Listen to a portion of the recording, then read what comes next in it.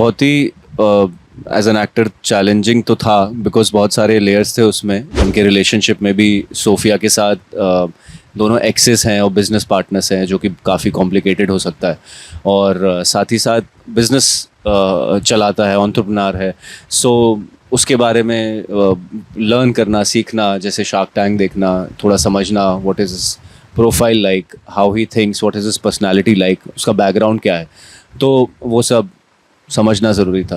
अगर आप मेहनत करते हैं और आप टैलेंटेड हैं तो कहीं कोई भी प्लेटफॉर्म आपको मिल सकता है कभी भी ज़िंदगी के कोई भी पड़ाव पे। तो मैं चाहता हूँ कि ऐसा ही रहे, अलग अलग किरदार निभाने को मिले, अलग अलग स्टोरीज़, यूनिवर्सेस का हिस्सा होने का मौका मिले। मुझे लगता है मुझे इंडस्ट्री में असली नकली क्या है उससे कोई फ़र्क नहीं पड़ता, मेरे अंदर असली और नकली क्या है मुझे उससे फ़र्क पड़ता है। तो वो मेरे लिए अंदर का असली इंसान इंपॉर्टेंट है मेरे लिए। बस टैलेंट नहीं होगा तो आप कुछ नहीं कर सकते हैं। आप कुछ एक आधा काम मिल जाएगा मे बी आपको, लेकिन अल्टीमेटली आपका टैलेंट ही मैटर करता है। बिकॉज उसके अलावा आप क्या दिखाएंगे स्क्रीन के सामने। कि राहुल सर की फिल्म की है मैंने, राहुल ढोलकिया जी की, जिनकी अग्नि थी, उनके साथ फिर से मैंने कोलैबोरेट किया है। सैफ अली खान है उसमें और नेटफ्लिक्स के लिए वो फिल्म है। मुझे लगता है कि बहुत लोगों ने उसके बारे में अपनी प्रतिक्रिया व्यक्त की है और मैंने खुद देखी है, तो मुझे नहीं लगता ये तो गलत खबर है कि कुछ नहीं बोला। आई थिंक सब उसके सपोर्ट में आए हैं और जो सही चीज़ है उसके बारे में सब ने बोला है।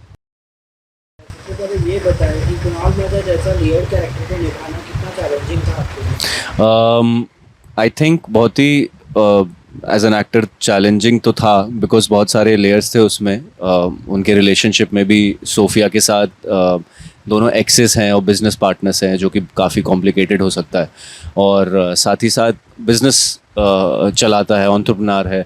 सो उसके बारे में लर्न करना, सीखना, जैसे शार्क टैंक देखना, थोड़ा समझना what is his profile like, how he thinks, what is his personality like, उसका बैकग्राउंड क्या है, तो वो सब समझना ज़रूरी था। आपने काफ़ी सारे एड्स किए हैं, क्या एड से एक्टिंग का रियल टेस्ट मिलना है या सिर्फ कैमरा कंफर्ट है? मुझे लगता है कैमरा कंफर्ट है, एड एक्टिंग आप नहीं डिफाइन कर सकते एज एक्टिंग। आप पहले भी फिल्म प्रोजेक्ट किए हैं जिसमें डुएट एक्टर जैसे मतलब फिल्म भी शामिल है, लेकिन ब्रेकथ्रू मिला जामतारा से। जी। तो क्या लगता है ओटीटी ने आपकी पहचान बनाई है या आपके टैलेंट को फाइनली एक प्लेटफॉर्म मिला? मुझे लगता है कि हर टैलेंट को प्लेटफॉर्म की ज़रूरत होती है। इस केस में ओटीटी था, बट मुझे लगता है कि अगर आप मेहनत करते हैं और आप टैलेंटेड हैं तो कहीं कोई भी प्लेटफॉर्म आपको मिल सकता है कभी भी ज़िंदगी के कोई भी पड़ाव पे। राहुल ढोलकिया की फिल्म सैफ अली खान के अपोजिट काम कर रहे हैं, तो उनके साथ काम करने का एक्सपीरियंस कैसा रहा? मैं उनके ऑपोजिट काम नहीं कर रहा हूँ, मैं उस फिल्म का हिस्सा हूँ, मैं एक किरदार निभा रहा हूँ। और उनके साथ मेरे कोई सीन्स नहीं है, उनकी अलग स्टोरी है, मेरी अलग स्टोरी है। वेब कंटेंट के एक्सपोजर के बाद आपको किस तरह के रोल अट्रैक्ट करते हैं? मुझे लगता है कि मुझे हर तरह के रोल्स अभी तक मिले हैं, मुझे बॉक्स में नहीं डाला गया, which makes me very happy. और मैं चाहता हूँ कि ऐसा ही रहे, अलग अलग किरदार निभाने को मिले, अलग अलग स्टोरीज़, यूनिवर्सेस का हिस्सा होने का मौका मिले। उदित, आपने सोनम कपूर के अपोजिट डेब्यू किया है, लेकिन उस फिल्म ने कुछ खास कमाल नहीं दिखाया था। क्या लगता है कि गलत फिल्म या गलत टाइमिंग? मुझे लगता है कि एक फ़िल्म का फेट आपके हाथ में नहीं होता है। आप एज अ टीम आते हो साथ में काम करने, कुछ अच्छा बनाने के लिए। किसी का इंटेंशन ये नहीं होता है कि हम फ्लॉप बनाते हैं, बट उसका नसीब क्या है वो अल्टीमेटली रिलीज़ होने के बाद ही पता चलता है। बट जब हम बना रहे थे तो हम अच्छे इंटेंशन के साथ ही बनाने निकले थे और हमें बड़ा मज़ा आया बना के। जामतारा में साइबर क्राइम ऑफिसर बने थे, जी। लेकिन आजकल काफ़ी एक्टर्स के फॉलोअर्स भी फेक निकले हैं। इंडस्ट्री में असली और नकली का फ़र्क आप कैसे करते हैं? मुझे लगता है मुझे इंडस्ट्री में असली नकली क्या है उससे कोई फ़र्क नहीं पड़ता, मेरे अंदर असली और नकली क्या है मुझे उससे फ़र्क पड़ता है। तो वो मेरे लिए अंदर का असली इंसान इंपॉर्टेंट है मेरे लिए। बस आपको लगता है इंडस्ट्री में सिर्फ लुक्स या स्टार कनेक्शन को काम मिलता है या टैलेंट को भी? मुझे लगता है दोनों चीज़ें हैं और कोई भी वर्क कर सकती है। लोग अपनी किस्मत भी लेके आते हैं और कुछ लोग कहीं से नहीं आते लेकिन उनकी किस्मत उनका साथ देती है, उनका हार्ड वर्क। तो मुझे लगता है हार्ड वर्क तो नेसेसरी है ही, बाकी मुझे लगता है सबकी इंडिविजुअल जर्नी है, वो जैसे शेप ले। मतलब राइट दुनिया दिखाने का, तो मतलब ये रियल लाइफ में भी लोग शो ऑफ करते हैं, आपको लगता है कि मतलब इन लाइफ दुनिया ऐसे? हाँ बिल्कुल, ऑफ कोर्स होता है। तो अगर आप दिल्ली गए तो आपको पता होगा कि बहुत नॉर्मल है वहाँ पे।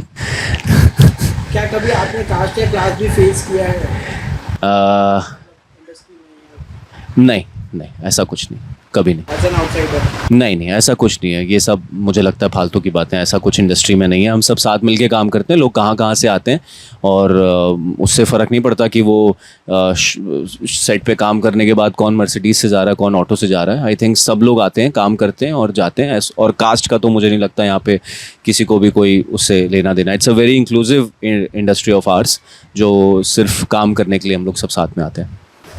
क्या कभी आपको लगा कि आपको किसी बड़े प्रोजेक्ट से हटा दिया गया है क्योंकि आप किसी कैंप का हिस्सा नहीं है? नहीं, मुझे नहीं लगता है ऐसा कुछ। पर इंडस्ट्री में आपको लगता है कैंपिंग कितना ज़रूरी है, कैंप करना है, किसी कैंप के अंदर घुसना कितना ज़रूरी है? मुझे लगता है कि ये अफवाहें होती हैं जो एक बार उड़ती हैं तो अपना वो फिर रूप ले लेती हैं अपना ही, और वो कहानी बन जाती है। फिर वो फैक्ट्स के रूप में लोग उसको स्वीकार कर लेते हैं जस्ट बिकॉज किसी ने उसके खिलाफ कुछ बोला नहीं। बट मुझे नहीं लगता कि झूठ सच में तब्दील हो सकता है, ऐसा कुछ भी नहीं है। आपके साथ जो नए एक्टर्स आए थे उनमें से कुछ लोग सोशल मीडिया पर ज़्यादा एक्टिव हैं और उनको ज़्यादा ऑफर्स मिल रही हैं। क्या आपको लगता है कि टैलेंट से ज़्यादा PR होना ज़रूरी है? नहीं, मैं ऐसा बिल्कुल नहीं मानता हूँ। टैलेंट नहीं होगा तो आप कुछ नहीं कर सकते हैं। आप कुछ एक आधा काम मिल जाएगा मे बी आपको, लेकिन अल्टीमेटली आपका टैलेंट ही मैटर करता है, बिकॉज उसके अलावा आप क्या दिखाएंगे स्क्रीन के सामने। सोशल मीडिया की बात की जाए तो हर कोई आजकल रिसेंटली आपकी को एक्टर भूमि बेटने का भी ट्रोल हुई है, तो उसके बारे में क्या कहेंगे? इस बारे में जो मुझे कहना था मैं पहले ही कह चुका हूँ, इससे ज़्यादा मुझे कुछ नहीं कहना। तो भी आप क्या कुछ रिएक्शन देना चाहेंगे उस पर? मैं ऑलरेडी दे चुका हूँ, वो ऑलरेडी मीडिया में है, आप उसको देख सकते हैं। लास्टली आपको जानना चाहेंगे कि मतलब एज ए मतलब इंडस्ट्री में काम करना और एज अ न्यू कमर या एज आउटसाइडर काम करना, नेपोटिज्म को मतलब स्टार किड्स के कितना फ़ायदेमंद होता है और बीइंग एन आउटसाइडर कितना आई थिंक थोड़ा प्रिविलेज कम हो सकते हैं आप, लेकिन मुझे नहीं लगता कि अल्टीमेटली हर किसी को अपना टैलेंट दिखाना होता है। जैसे कि मैंने बोला कि आपको अगर लंबा जाना है तो आपको अपने पे काम करना होगा, और मुझे लगता है प्रेशर उनके ऊपर भी ऑलरेडी बहुत होता है, हमसे ज़्यादा होता है। हम तो कुछ भी कर सकते हैं, उनके ऊपर ज़्यादा प्रेशर रहता है। तो आई थिंक प्रोज और कॉन्स दोनों के हैं। बट हाँ, हम लोग बाहर से जो आते हैं उनको थोड़ा सा समय लग सकता है क्रैक करने में, और वो शायद उनको एडवांटेज बोल सकते हैं कि वो लोग। But again everything is relative. मैं बोलता हूँ कि लोग आते हैं यहाँ पे, कुछ लोग आ भी नहीं पाते बिकॉज ऑफ वेरियस रीजंस, तो रिलेटिवली आप उनसे बेहतर हैं। तो कंपैरिजन करते रहेंगे तो उसका कोई एंड नहीं है मुझे लगता है। तो it's always relative. Future project के बारे में बात की जाए तो कौन कौन से फ्यूचर प्रोजेक्ट हैं? वही राहुल सर की फिल्म की है मैंने, राहुल ढोलकिया जी की, जिनकी अग्नि थी, उनके साथ फिर से मैंने कोलैबोरेट किया है। सैफ अली खान है उसमें, और नेटफ्लिक्स के लिए वो फिल्म है। एंड लास्टली ऑपरेशन सिंदूर हुआ, बट कई सारे एक्टर्स जो है चुप्पी साधे बैठे हुए हैं।